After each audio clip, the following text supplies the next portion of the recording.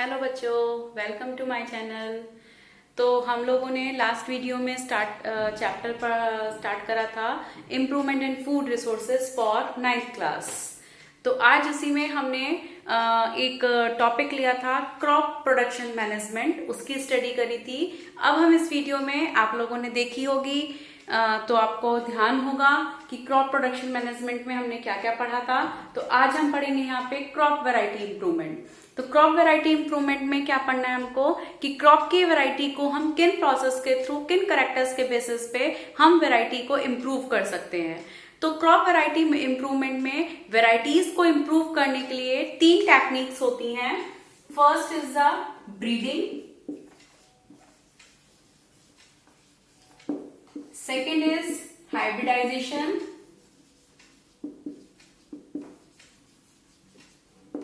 and third one is the genetic engineering.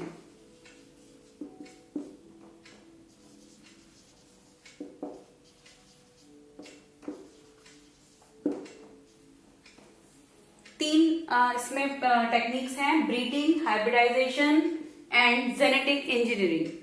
तो यहाँ पे हम लोग सिर्फ डिस्कस करेंगे hybridization. Genetic engineering higher classes में 12th लेवल पे आप पढ़ोगे और ब्रीडिंग प्रोसेस भी हम 11th-12th में पढ़ेंगे। तो यहाँ पे हम सिर्फ टॉपिक लेंगे हाइब्रिडाइजेशन। तो ब्रीडिंग प्रोसेस हम जो बोल रहे हैं उसमें हम 2 डिफरेंट ब्रीड्स को, 2 डिफरेंट वैरायटी, 2 डिफरेंट स्पीशीज को आपस में क्रॉस कराते हैं या उनके जीन्स एक्सचेंज करके क्या कराया जाता है, एक वैरायटी को इम्प्रूव करा जाता है। हाइब्रिडाइजेशन क्या होता है? हाइब्रिड्स का, एक न्यू हाइब्रिड का फॉर्मेशन। ठीक है, उस न्यू हाइब्रिड का फॉर्मेशन हम कई तरीके से कर सकते हैं, जैसे कि इंटरवेराइटल और इंटर स्पेसिफिक, इंटरजेनरिक। तो जब हम किसी भी डिजायरेबल कैरेक्टर्स को 2 डिफरेंट वैरायटी के बीच में क्रॉस करा के हम करते हैं तो वो हाइब्रिडाइजेशन कहलाता है। Crossing between genetically dissimilar plants, वो क्या कहलाता है? हाइब्रिडाइजेशन। क्या बोलोगे आप इसको, हाइब्रिडाइजेशन को?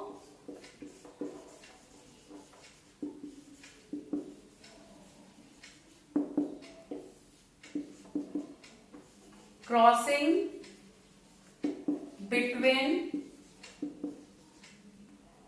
डिसिमिलर प्लांट्स, वो क्या कहलाया? हाइब्रिडाइजेशन। ठीक है, अब इस हाइब्रिडाइजेशन में हम बात करते हैं कि जो 2 डिफरेंट स्पीशीज या 2 डिफरेंट डिसिमिलर प्लांट्स के बीच में जब क्रॉसिंग करी जाती है तो वो हाइब्रिडाइजेशन जो बनता है उसमें हम कुछ नाम लेते हैं। ठीक है, जैसे हमने नाम लिया इंटर वेराइटल।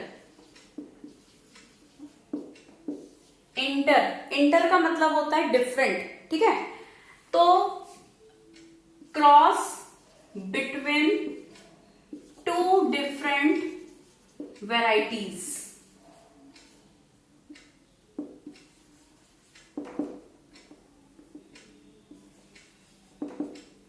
दो डिफरेंट वेराइटीज के बीच में अगर क्रॉस होता है तो वो क्या कहलाता है? Inter varietal. उसी तरीके से अगर 2 डिफरेंट स्पीशीज के बीच में क्रॉस होता है तो कहलाता है इंटर स्पेसिफिक। किसके बीच में cross? Cross between 2 different species, वो क्या कहलाएगा?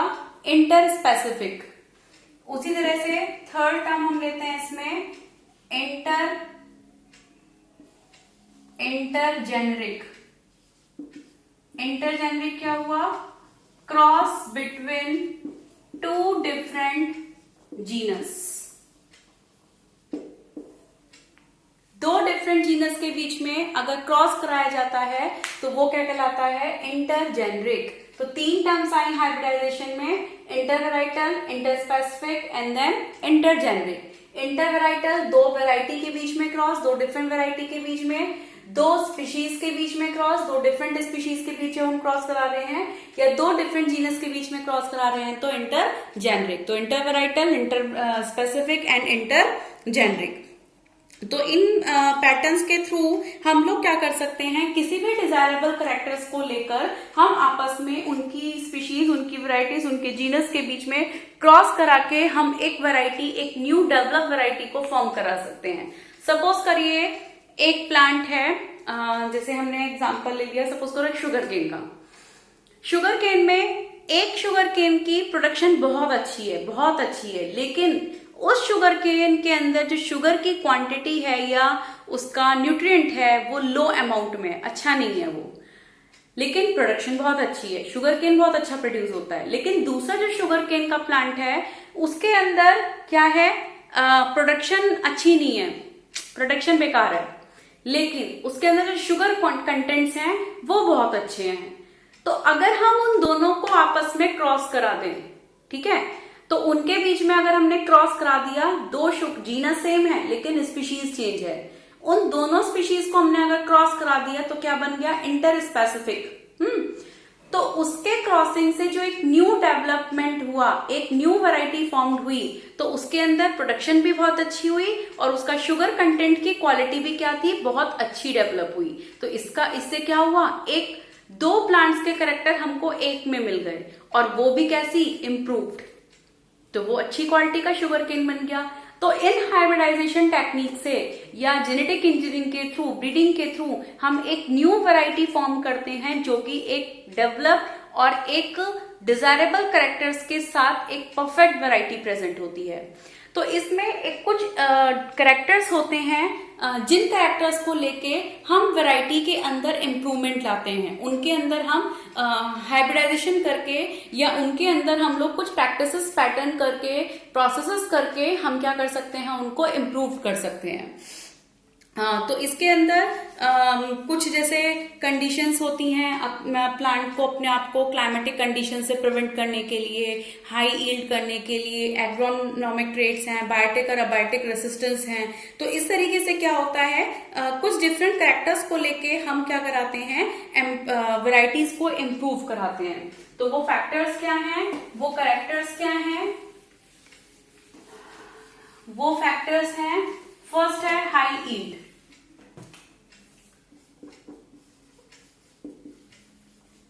फैक्टर्स क्या है, first high yield, second factor है बायोटिक एंड अबायोटिक रेसिस्टेंस,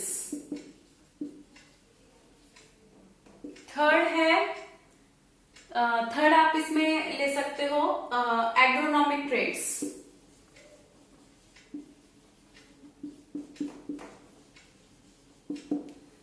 ठीक है। तीन तो ये हो गए, high yield, biotic and abiotic क्या नाम है, रेसिस्टेंस।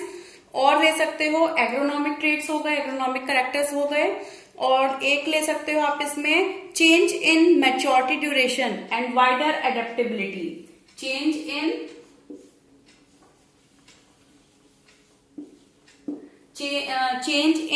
Maturity duration.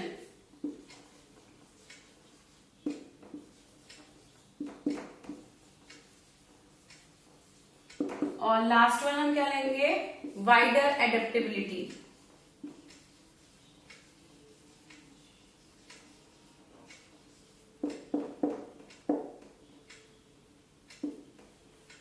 ठीक है।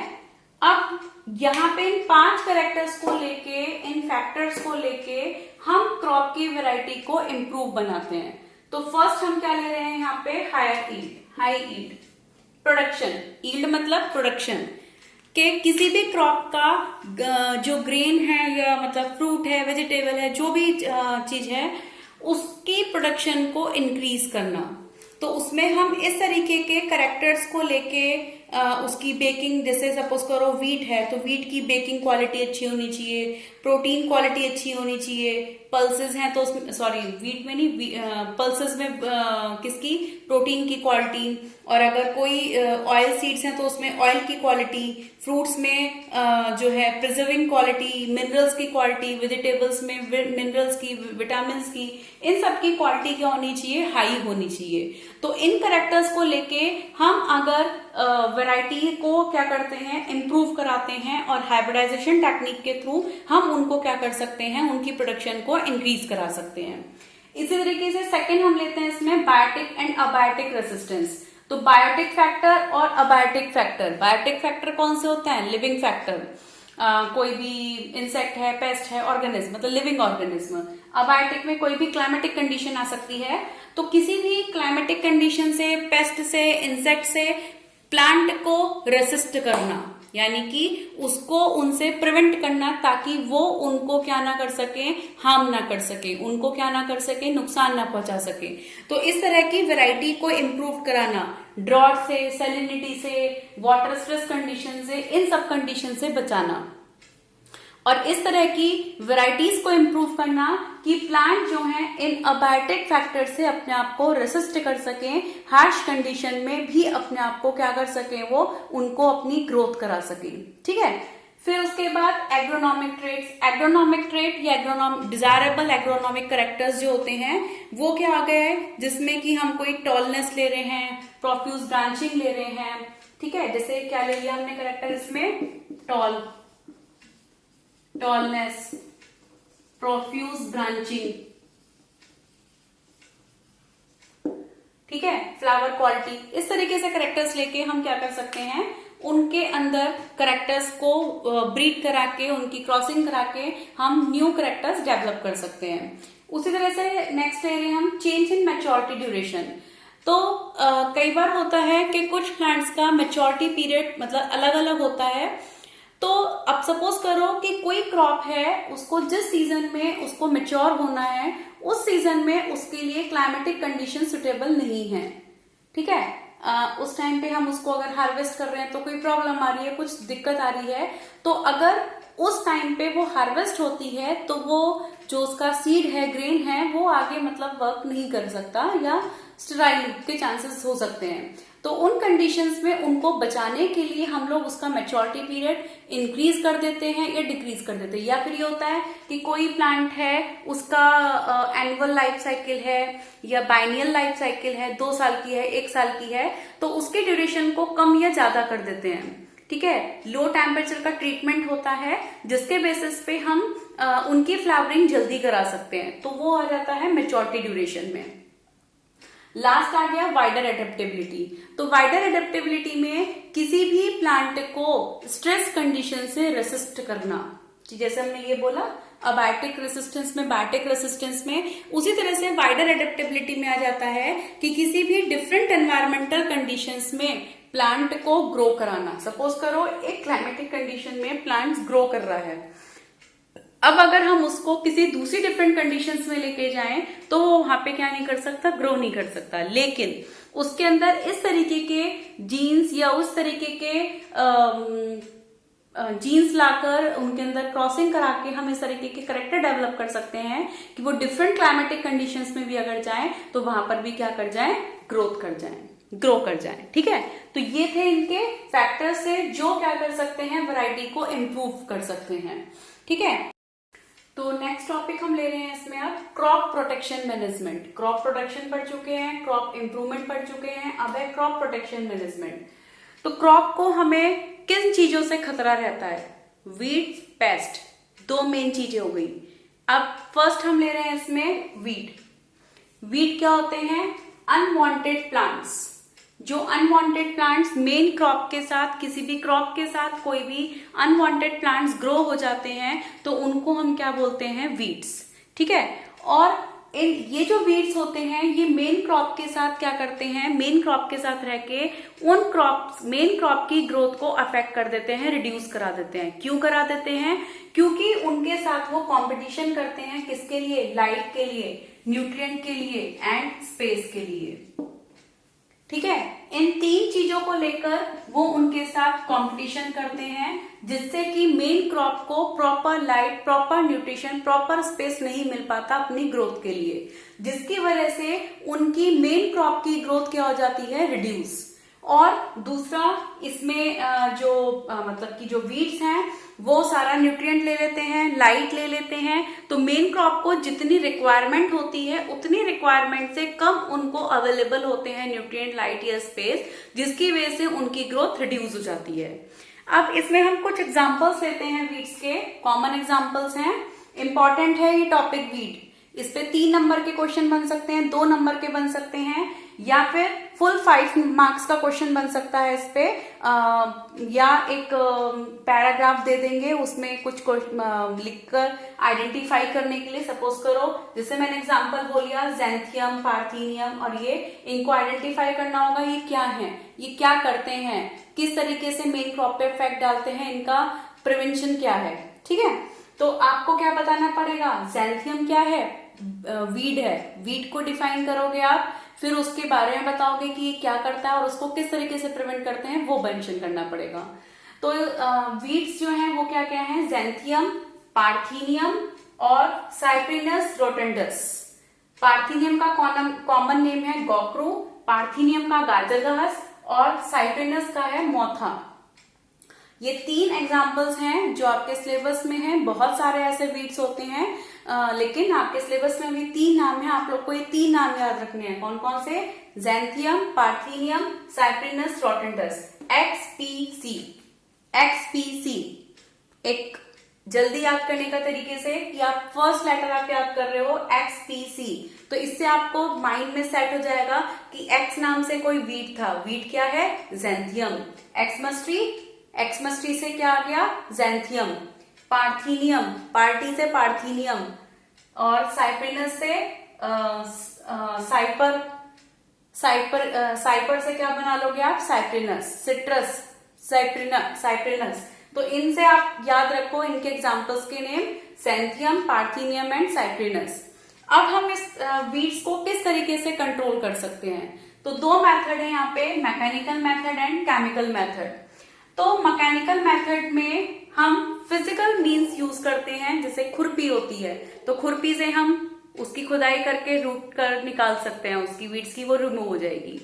या आपने मेरी लास्ट वीडियो देखी हो क्रॉपिंग पैटर्न की, तो उसमें मैंने आपको इंटर क्रॉपिंग और मिक्स क्रॉपिंग और क्रॉप रोटेशन पढ़ाया था। तो उसके अंदर मैंने ये चीज मेंशन करी थी कि इंटर क्रॉपिंग और क्रॉप रोटेशन के थ्रू हम वीड्स को रिड्यूस करा सकते हैं। तो वही यहाँ पे मैकेनिकल मीन्स में आ जाता है कि इंटर क्रॉपिंग और क्रॉप रोटेशन के थ्रू वीड्स रिड्यूस हो सकता है, वीड को हम कम कर सकते हैं, खत्म कर सकते हैं। उसी तरीके से केमिकल मेथड है, केमिकल मेथड में आते हैं वीडीसाइड्स, वीडीसाइड बोलते हैं, या फिर हम बोलते हैं इनको हर्बिसाइड। तो ये वीडीसाइड केमिकल्स हैं, इनको प्लांट्स पे स्प्रे करा जाता है, जिससे कि वहां पे जो अनवांटेड प्लांट्स हैं, वीड्स हैं, वो रिमूव हो जाते हैं। इसका मेन एग्जांपल हम लेते हैं 2,4-D। 2,4-D एक वीडीसाइड है जिसका सबसे ज्यादा यूज करा जाता है, तो ये आपको एग्जांपल याद रखना पड़ेगा। क्वेश्चन में दे सकते हैं ये क्या है, व्हाट इज दिस, तो ये क्या है, वीडीसाइड। क्या यूज है इसका, वीड्स को रिमूव कराने का, तो ये केमिकल मेथड है। तो नेक्स्ट हम यहाँ पे ले रहे हैं पेस्ट। तो पेस्ट जो होते हैं ये क्या आते हैं, इसमें नॉर्मली इंसेक्ट्स आते हैं, रोडियंट्स हैं, इंसेक्ट्स हैं। तो इंसेक्ट्स में ग्रास होपर है और बीटल है ना, इस तरीके से जो हैं ये इंसेक्ट क्या करते हैं, प्लांट्स को अफेक्ट करते हैं। तो ये जो है इन प्लांट्स पे जो अटैक करते हैं वो 3 वे में करते हैं। एक तो क्या करते हैं, cut the root, stem and leaf. क्या करते हैं, खा जाते हैं, किसको, स्टेम, रूट और लीफ को कट कर देते हैं। सेकेंड लेते हैं suck the cell sap from the various parts of plants. Plants का जो लीफ है या फ्रूट है, मतलब कोई भी पार्ट है, उस पार्ट के सेल सैप को सक करना स्टार्ट कर देते हैं। और एक बोरर होते हैं, bore into the stem and fruit, उसके अंदर घुस जाते हैं।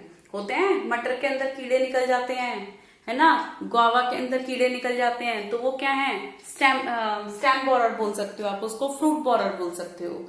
या जैसे हमने ये बोला सक वाले हैं तो ये क्या कहलाएंगे, सकिंग इंसेक्ट्स कहलाएंगे, ये च्यूइंग इंसेक्ट कहलाएंगे क्योंकि ये कटिंग कर रहे हैं, है ना। तो इस तरीके से इंटरनल फीडर होते हैं, ये बोरर कहलाएंगे, स्टेम बोरर, फ्रूट बोरर। तो इस तरीके से ये इंसेक्ट्स क्या करता है, प्लांट पर अटैक करता है और उनको अफेक्ट करता है, उनकी हेल्थ को अफेक्ट करेगा, उनकी ग्रोथ पे इफेक्ट कर देता है, उनकी फ्रूट क्वालिटी को खराब कर देता है। तो ये था पेस्ट, और पेस्ट को कंट्रोल करने के लिए हम क्या यूज करते हैं, ऑर्गेनिक फार्मिंग। मैंने आपको वीडियो में मेंशन करा हुआ है, ऑर्गेनिक फार्मिंग वाली आप मेरी वीडियो देखिएगा, उसमें मैंने ऑर्गेनिक फार्मिंग के बारे में जो बताया है उसमें बायो पेस्टिसाइड्स भी इंक्लूड है। तो यहाँ पे हम लोग बायो पेस्टिसाइड्स यूज कर सकते हैं और पेस्टिसाइड्स, दोनों में फर्क है। पेस्टिसाइड्स और इसमें ये ऑर्गेनिक होते हैं और ये केमिकल्स हैं। तो ये इन पेस्टिसाइड्स का यूज करके हम पेस्ट को क्या कर सकते हैं, कंट्रोल कर सकते हैं। इंपॉर्टेंट है, ये 3 नंबर में आ जाता है क्वेश्चन, ये 2 नंबर में क्वेश्चन आ जाता है कि पेस्ट जो है प्लांट्स पर किस तरीके से अटैक करता है या उसको किस तरीके से हार्म करता है। फिर उसी तरीके से पेस्ट के अलावा पैथोजेंस होते हैं। Third, pathogen. पैथोजन में क्या आ जाएंगे, फंगाई, बैक्टीरिया और वायरस। ये क्या कर रहे हैं, प्लांट्स में डिजीज क्रिएट कर रहे हैं। कौन कौन, फंगाई, बैक्टीरिया और वायरस। जैसे कि लेमन प्लांट में सिट्रस कैंकर डिजीज होती है, वो बैक्टीरियल डिजीज है, ठीक है। और टिक्का डिजीज होती है ग्राउंडनट में, वो फंगल डिजीज है, ठीक है। और वेन क्लियरिंग होती है उसमें भिंडी में, वो कौन सी डिजीज है, वायरल डिजीज है। तो इस टाइप से कई डिजीज होती हैं, स्मट डिजीज है, रस्ट डिजीज है, वीट में पक्सीनिया मतलब पोटैटो के अंदर लेट ब्लाइट, अर्ली ब्लाइट। तो इस तरीके की फंगल, बैक्टीरियल, वायरल डिजीज कई सारी देखने को मिलती हैं जो प्लांट्स की ग्रोथ पे अफेक्ट डालती है। तो वो जो ऑर्गेनिज्म किसी प्लांट पे डिजीज क्रिएट कर रहा है, डिजीज कॉजिंग ऑर्गेनिज्म क्या कहलाते हैं, पैथोजन। क्या ये क्या बोलोगे आप इसे, डिजीज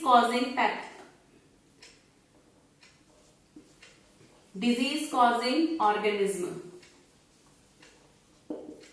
क्या कहलाएंगे, पैथोजन, ठीक है। और उनको हमने 3 कैटेगरी दी, फंगाई, बैक्टीरिया और वायरस।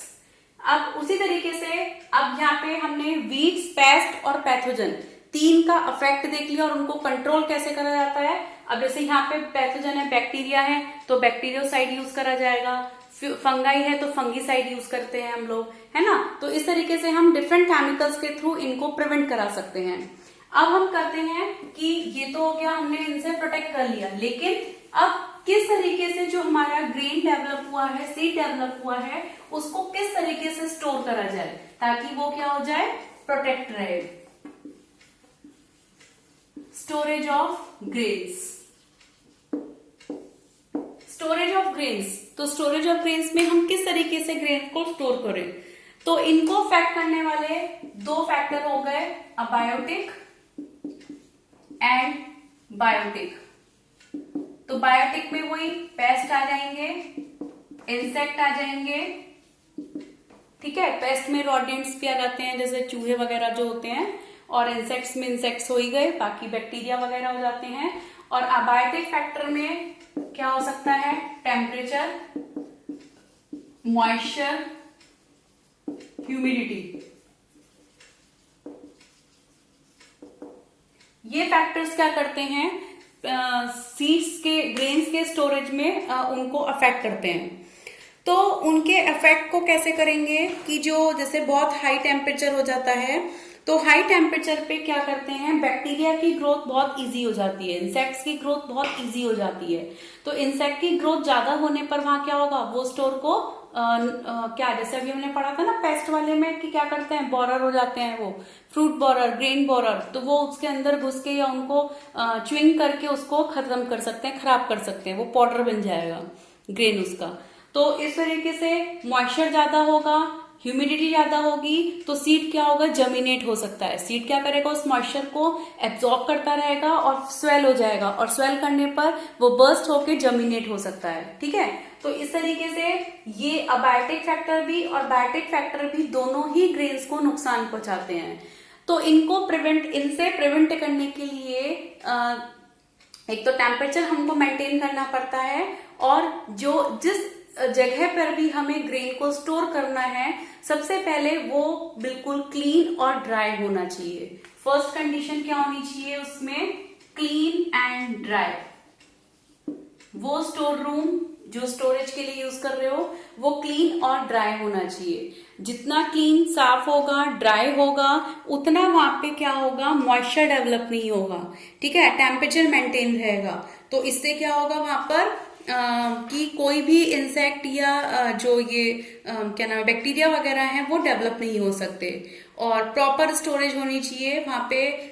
जो गोदान यूज कर बोलते हैं, गोदाम वगैरह, वहां पे ड्राई होना चाहिए। नीम की पत्तियां रखी जाती हैं और स्प्रे करा जाता है फंगीसाइड्स का, फ्यूमिगेशन का, इंसेक्टिसाइड का। ठीक है, स्प्रे कर सकते हैं हम लोग इसको, स्प्रे ऑफ इंसेक्टिसाइड